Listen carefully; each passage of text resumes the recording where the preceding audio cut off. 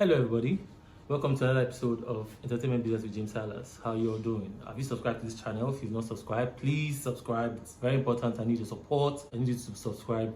And in the course of the show, of course, you can comment, like, share, and let everybody know that we have a show or a channel on this platform that's actually popping. Let's go.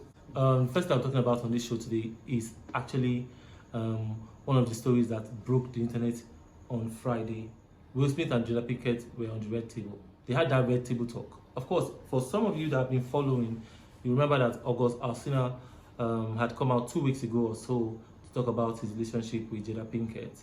Jada took time to explain what happened between herself and August Alsina.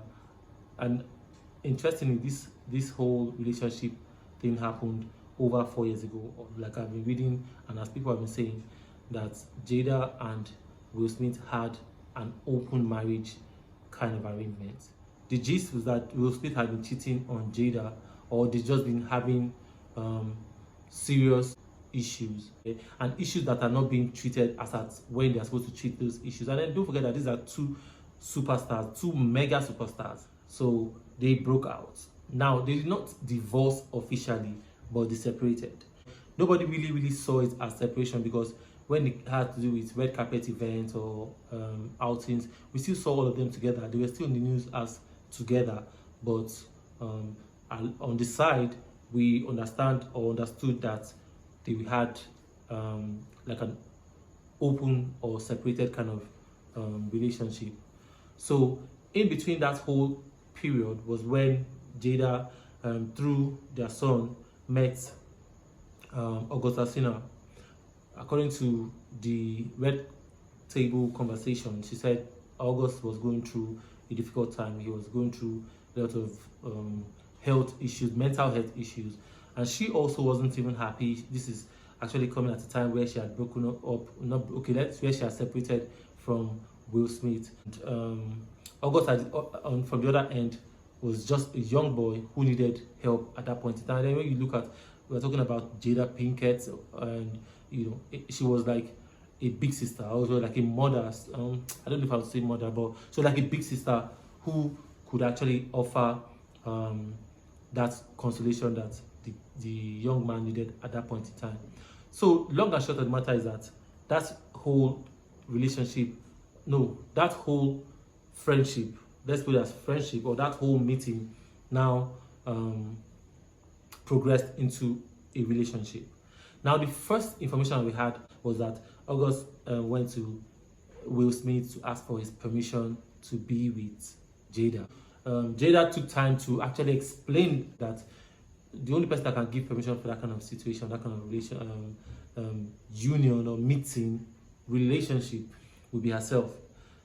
Meaning that at that time she was on her own, and she didn't need permission from anybody to have other relationship or to be with Alsina. Now, the way I'm saying to be with Alsina, she's not making it seem like it's supposed to be like a serious thing between the two of them. It was just a situation of trying to help this young person, and one thing clearly led to another. And one of the things that actually went viral on based on this conversation was the fact that she called it an entanglement. And Will Smith goes, an entanglement, like a relationship, and say, yeah, we can say that's what it is. Yes, it's a relationship. That entanglement part is the part that's actually, well, it's not giving me a headache. I'm just wondering where we now use the word entanglement. So this is the new word for people who want to run things, or people who are in a relationship that they cannot really explain. Just say it is an entanglement, because in fact, which is why sometimes guys will say women, they run this world, they understand this game better than anybody can ever understand, But the sad part is when the woman plays that same game that them guys are always playing, it now becomes a matter of concern, and everybody wants to put their touchlight to understand even clearer. But they got it, because she made it very simple. She made it clear that what they had was an entanglement. So she didn't make it. It's not for her. It wasn't a relationship. It was an entanglement.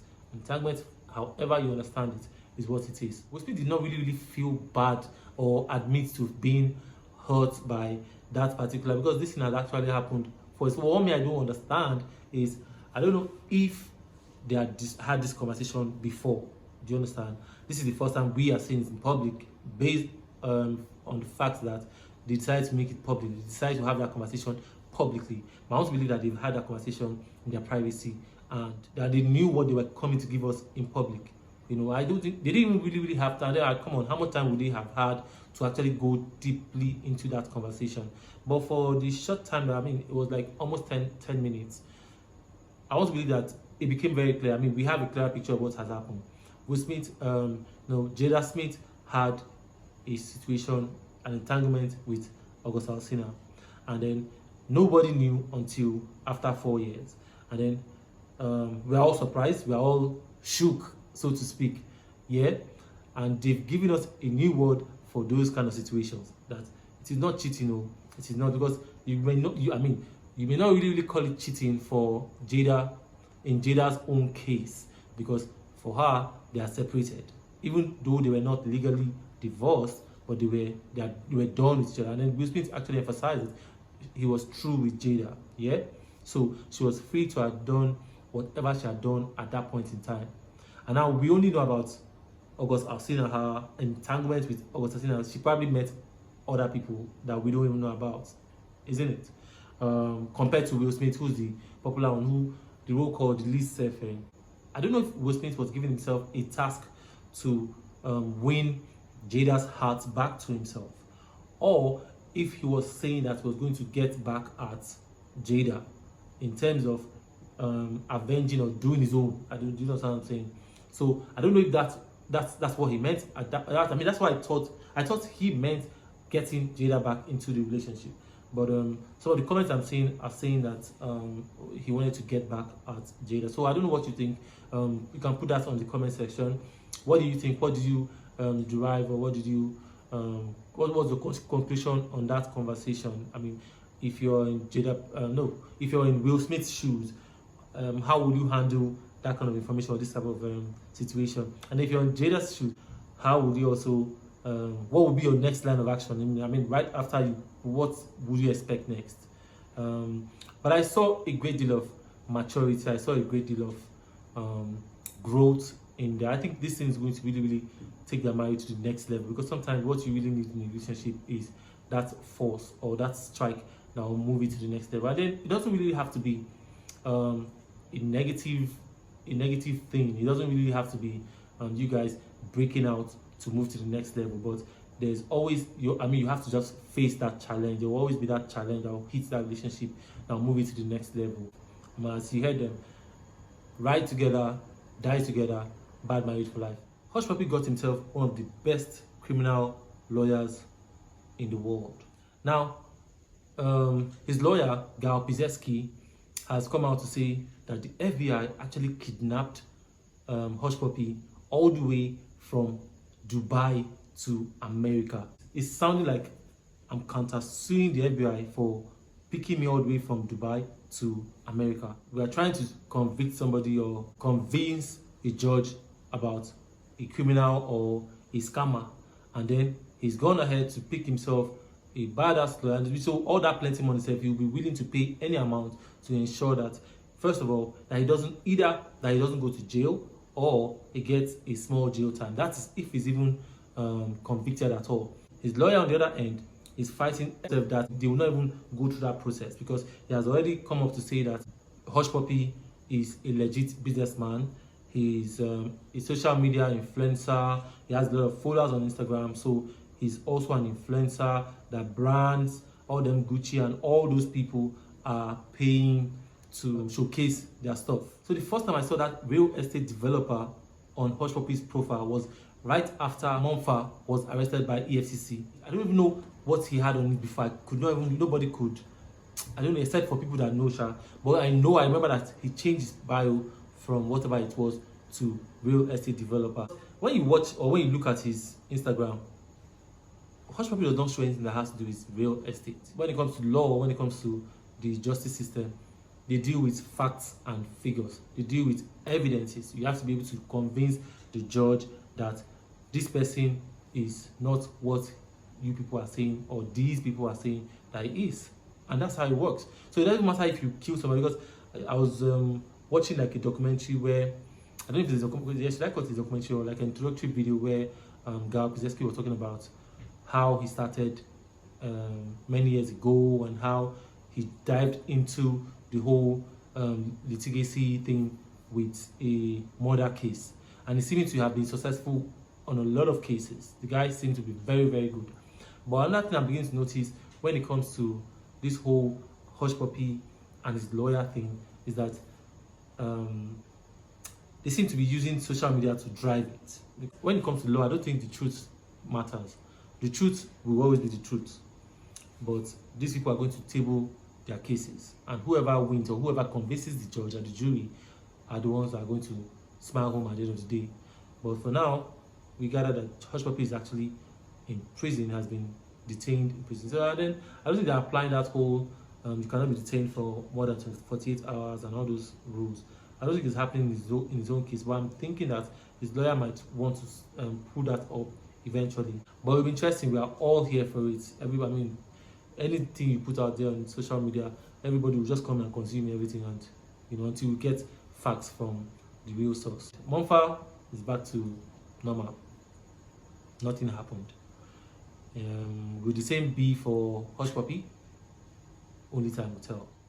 So the third story on my table today is Big Brother Naija Reunion show. It's seeming like we are going to have to be talking about this Big Brother Reunion show every other week until it comes to a close. I think it will be closing next week Thursday, because on the 19th is the opening edition of the real Big Brother. The Big Brother house will be open to the new housemates. We don't know how this is going to run, but we're really looking forward to a new season. It'll be interesting to know how they're going to manage the house, especially in this whole COVID-19 season. So I want to believe that everybody or all the housemates would have been tested, and the whole house would have been sanitized and made COVID-19 free or corona free for all the housemates. So we're looking forward to that. I also want to see whether they'll be wearing face masks inside the house. Back to the reunion show. This week was quite dramatic as well. Well, not as dramatic as the other ones I've been having, but there was just one part that was very, very prominent for me in terms of the housemates and their Ibuka and the questions and the things that he deals with every week. What is confidence really? How do you describe confidence? Kimopra was talking about a scenario or a situation where Tacha verbally attacked her. If you followed the show, you know what I'm talking about already. And I always say that I cannot come and start giving you a breakdown of what happened in the show. I don't know how to tell films, I don't know how to explain. If you're a fan of the show, you already know. And so when I start analyzing it, you already know what I'm talking about. You just get the picture, but you just get to listen to how may I feel or what may I have to say about what you would have seen already. Tacha denied it. See, Tacha does not even remember that anything like that happened. Even where Kimopra had witnesses like Esther and Omashola, who recounted, in fact, plus Mercy, they all recounted what they saw, what they know about that particular story. And Tacha, on the other hand, said she does not remember, she does not know. People are actually applauding for Tacha to say, oh, I'm sorry for something. Do you understand what I'm saying? But in this particular case, she didn't own up to it. She didn't take it. And instead, she used the excuse of being confident to slide it up. And then what exactly is the problem? Why does it seem like Tacha does not like Kimopra? What is it about Kimopra that Tacha does not like? And it seems to be a situation of, if you are friends with this person that I'm not friends with, then you two are also my enemy. And it doesn't have to be like that. Another thing that Ebuka dealt with, or had them do during the course of the week was, I've talked about that already. Them apologizing to each other for different things, whatever they would have done to each other. But he also talked about the dynamics, the relationship dynamics, the friendship dynamics. Ike talked about not being cool with, maybe not being cool, or not, while in the house, not being cool with Joe. And then Ebuka asked him why. Joe's mission in the house, when they asked him, he said he was coming to poke and disturb and just, in fact, frustrate the housemates. And did he do that? Of course. So, according to, I think it was Shade that was explaining this. I don't know who was explaining it, but it seemed like Ike used Joe to be poking other people. And then one time, Joe now decided to turn or flip that whole thing on Ike, and then Ike wasn't having it. Ike now didn't like it. Then there was also the part where it was seeming like Joe was tilting towards Mercy, playing with Messi, liking Messi, and then even dancing with Messi during the dance party or Friday party. Is it Friday or Saturday party? Yeah, Saturday party. And Ike didn't like that. Ike, in fact, Ike made us feel, or made it seem like he hated Joe. So last night, they now played a few games, and it was fun. It was interesting. I don't know how next week is going to look, but we know, like I said, next week will be leading us to the new season of Big Brother Naija. So we're looking forward to it, and we're here for it all day, every day. So the Big Brother Reunion show runs from Mondays to Thursdays, from 10 p.m. on your Africa Magic channels. This is not an advert. I'm just saying for all the Big Brother Naija fans. Yeah, we've come to that part where I get to share my playlist. Yes, I get to share the 2 songs that I'm vibing to, that I'm bopping my head to, that I'm playing on repeat on my playlist. One by Ida Hans, the second by Kiss Daniel. Kiss Daniel's song is a song about love, about a love interest, Ada. The same thing for Ida Hans. Kiss Daniel mentions Bonnie and Clyde. Ida Hans did the same thing when he released his own song. But Ida Hans' music came out first before Kiss Daniel's song. So, but hey, they are both beautiful music, and I think if I'm a DJ, I'll spin them back to back. We've come to the end of this show, my people. Thank you very much for watching. If you watch to the end, I appreciate you. You're the real MVP. Please subscribe if you have not subscribed. Leave a comment if you have anything to say. I mean, I'm here. If you don't like something that I said, or if you are not happy with something that I said, please let me know. I'll be happy to explain myself or apologize if you want me to. Share this video with your friends. Very important that we have. Look, we are fishing for men right now. We want more subscribers. We want more people to be watching. We want support. We really need to encourage. This is like the 8th episode of this show. That means I've been running this thing for 2 months. 2 months is not easy. Please, I need the support so that I don't get tired. I don't get discouraged. I want to just keep doing this thing. Don't also forget to join or watch my other videos on this platform. Look, I do mukbang.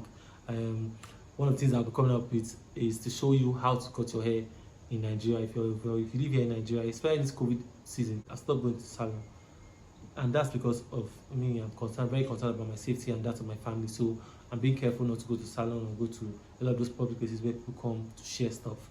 So I'll be showing you how to cut your hair for guys who at home. In fact, if you're a girl and you cut your hair as well, I'll show you how to do it yourself. Stay tuned to this channel. Stay tuned to this platform. I'll be happy to welcome you back on the next one. God bless.